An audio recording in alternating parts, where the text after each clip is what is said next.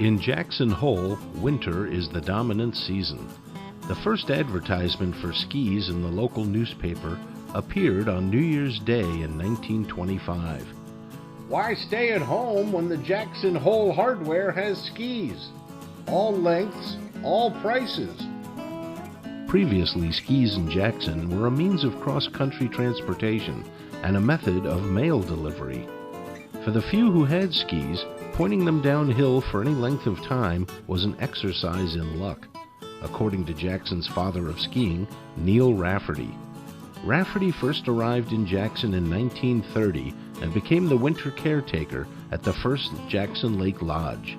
He ran a trap line along the western shore of Jackson Lake and got comfortable on skis quickly.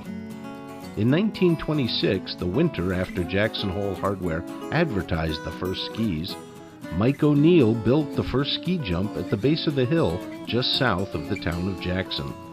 The hill was unnamed, and the lower half was clear of tree cover after a series of forest fires in the previous decades.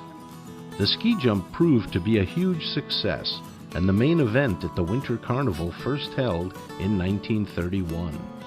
When Rafferty moved to town, the CCC had constructed a skinny horse trail up to the top of the mountain for the Forest Service to use.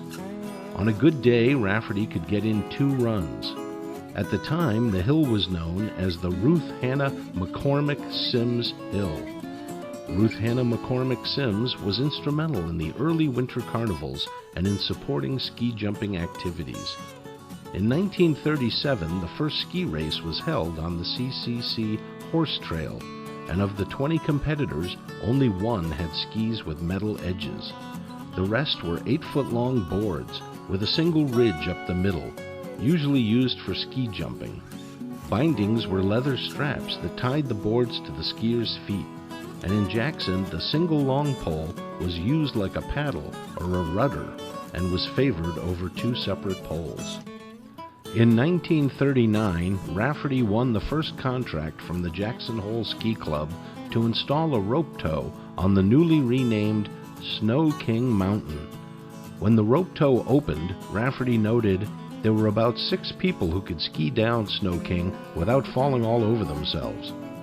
Nonetheless, the rope tow proved a popular activity, and residents were excited about their novel source of recreation.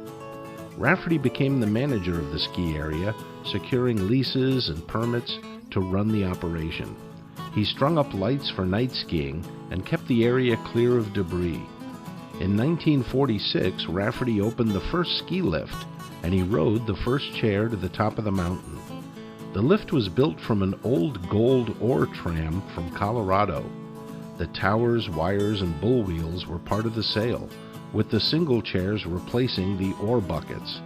Several upgrades and double chairs were added in 1959, and some work to keep the single chairs from slipping backwards down the line.